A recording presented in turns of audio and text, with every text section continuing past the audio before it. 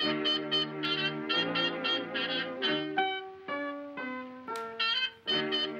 it is day 3 of the terrifying hostage situation in Algeria. Some of the hostages have been freed. This is video of them now. We're going to show it to you right there. 2 Americans have been flown to London.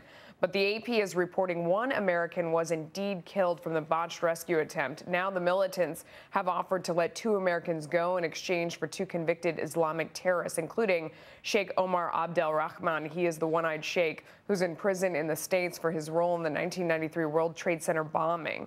So what happens now, and could this type of attack on oil and gas facilities become a new threat in the war on terror? Let's bring in today's Money Power panel. Chris Harmer is Senior Naval Analyst with the Institute for the Study of War. Chris Whiton is a former State Department Senior Advisor and Principal with DC International Advisory. And Oscar Carboni is President and Chief Analyst with OMNI Trading Academy. Panel, thanks so much for joining us. Chris, let me start with you. You know, the State Department always says that we won't negotiate with terrorists. Is that really how it happens? I mean, sometimes I wonder if there's more than that behind the scenes, and that's the face we put forward. Hey, it's a pleasure to be here with you, Melissa, and an honor to be with this distinguished panel of guests you have today. Yeah, the fact of the matter is we say publicly that we never negotiate with terrorists. In reality, there's always some backdoor channel we can use to get a message to them or get a message from them. But in this case, the guy we're dealing with, Mukhtar Belmokhtar, he is really, even by terrorist standards, an absolute lunatic.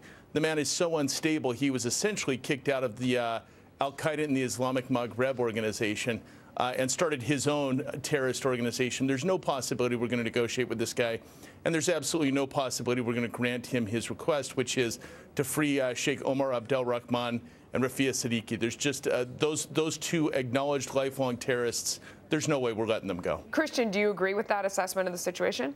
Yeah, I think so. You know, one thing that's interesting about the blind sheikh is that the Egyptian Islamist President Morsi has also sought his release. So you see this nexus in Islamist principles across the region.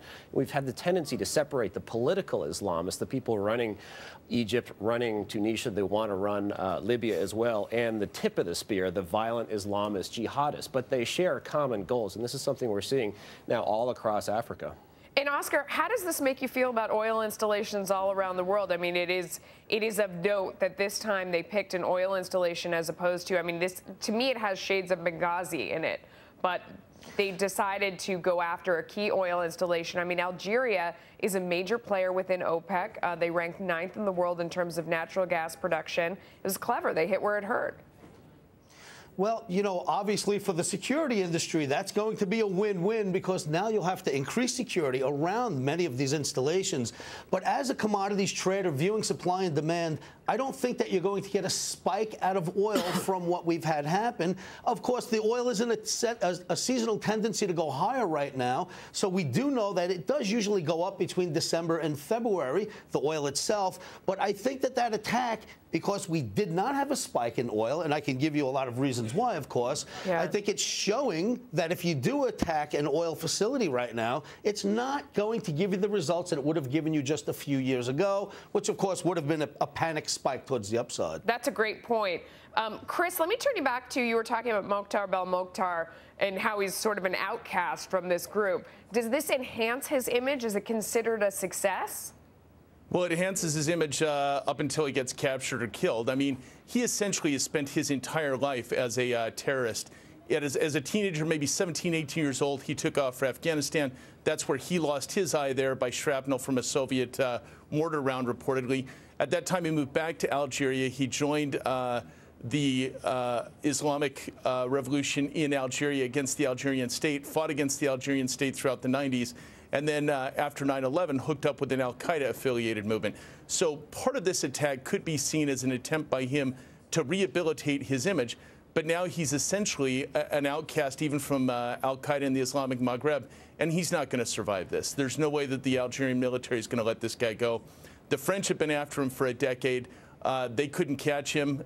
No shame in that. This guy's a very slippery character. But I think his days are numbered, and the action he's taken more or less spells his doom. Christian, do you agree with that? I mean, when you look at the way that this is shaking out, and it's so hard to tell what is going on from here. I mean, we have gotten reports that have conflicted with things that have turned out to be true. But as you can see it right now, What do you think? I mean, how does it settle? Whose reputation and power is enhanced, and who's damaged by this? Well, they just pulled off a very successful asymmetric attack. This is in response to Western intervention in Mali, very important intervention against an Islamist insurgency there. I hope someone kills him. I'm just not sure who will do it. The Algerians have been after him for a while, and the United States is really asleep at the wheel here. It's not just Mali. It's not just Algeria. Look at the broader context. You have an Islamist insurgency in Nigeria.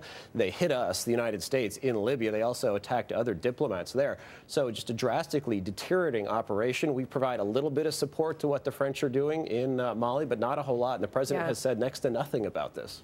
And Oscar, you know, when we got data out today showing that we had produced record levels of crude oil last month and last year, due as a large part to everything that we're doing with shale. Does this reinforce the argument for energy independence and more drilling here in the U.S.?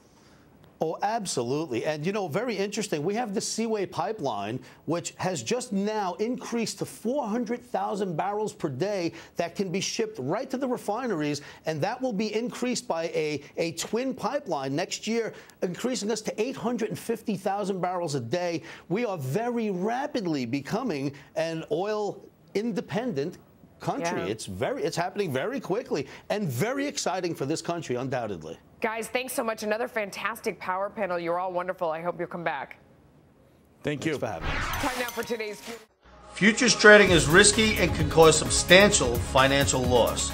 We do not claim or guarantee that you will profit from the information provided.